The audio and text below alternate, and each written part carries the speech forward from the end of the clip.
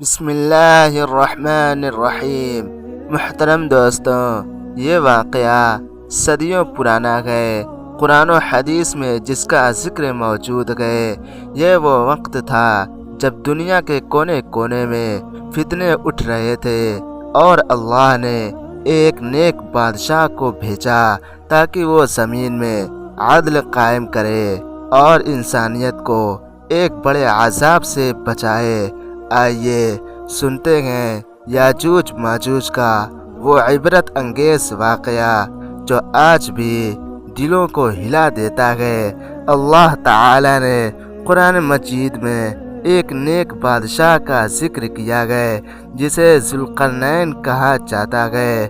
وہ ایسا حکمران تھا جسے اللہ نے طاقت، عقل اور سلطنت عطا کی تھی۔ وہ مشرق و مغرب کی زمینوں کا سفر کرتا، لوگوں کی بات سنتا اور ان کی ضرورتیں پوری کرتا۔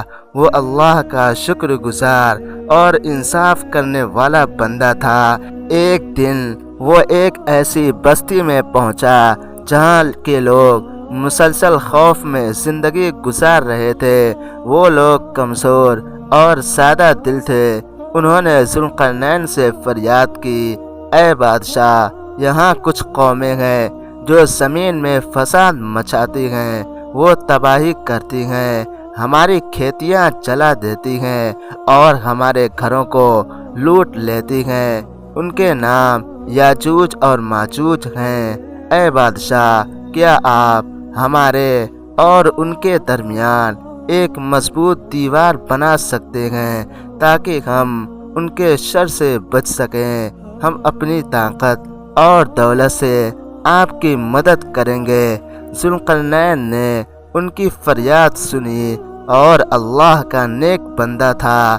اس نے کہا، مجھے تمہارے مال کی ضرورت نہیں۔ اللہ نے مجھے جو کچھ دیا ہے وہ کافی ہے، لیکن تم سب اپنی محنت اور طاقت میرے ساتھ لگاؤ اور ہم مل کر ایک دیوار کھڑی کریں گے جو یاجوج ماجوج کو روک دے گی۔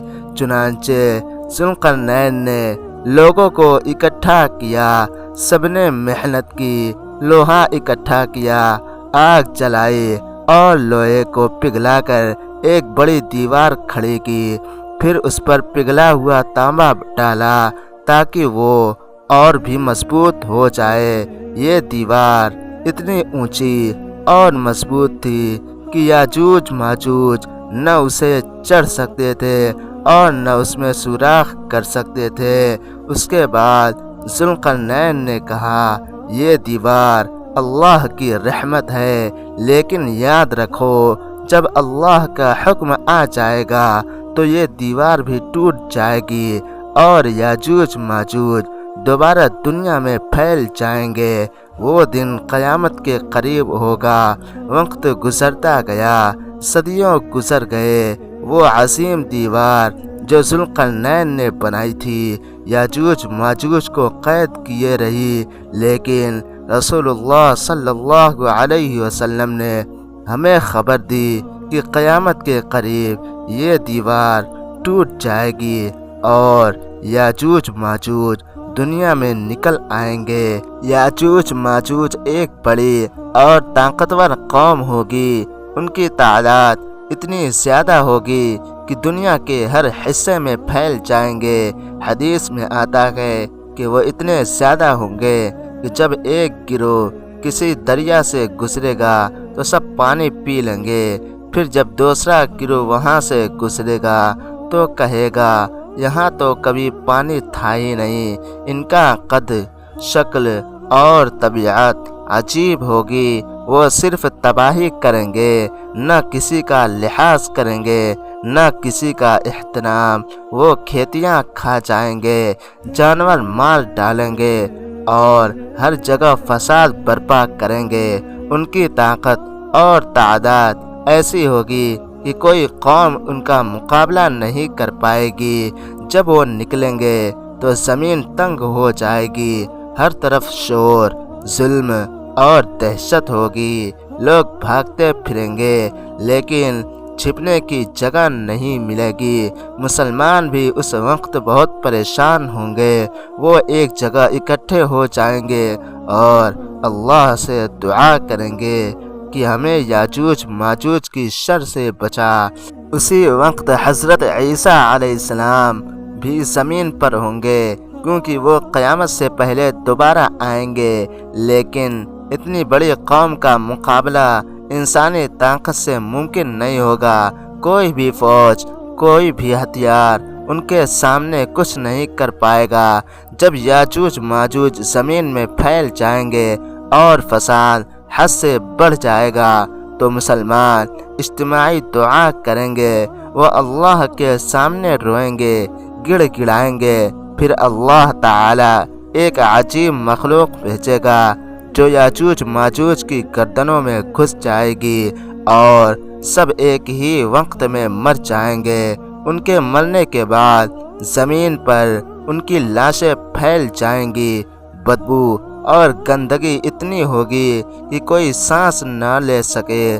फिर अल्लाह परिंदे भेजेगा जिनकी गर्दनें ऊँटों जैसी होंगी। वो परिंदे उनकी लाशों को इकट्ठा कर कर समंदर में फेंक देंगे। उसके बाद बारिश होगी जो ज़मीन को पाक साफ कर देगी। ये वाक़या सिर्फ एक कहानी नहीं बल्कि बड़ी इबरत है। कुरान और हदीस हमें ये बताते हैं कि दुनिया हमेशा बाकी नहीं रहेगी, क़यामत ज़रूर आएगी। याजूज माजूज का फितना एक बड़ी निशानी है, जिसके बाद क़यामत करीब हो जाएगी। अल्लाह हमें ये सबक देता है कि दुनियावी ताकत, दीवारें और फ़ौजें सब ख़त्म हो जाएंगी। असल ताकत सिर्फ अल्लाह की है। जब याजूज माजूज निकलेंगे तो कोई उनको रोक न पाएगा, लेकिन अल्लाह के एक हुक्म से वो सब ख़त्म हो जाएंगे।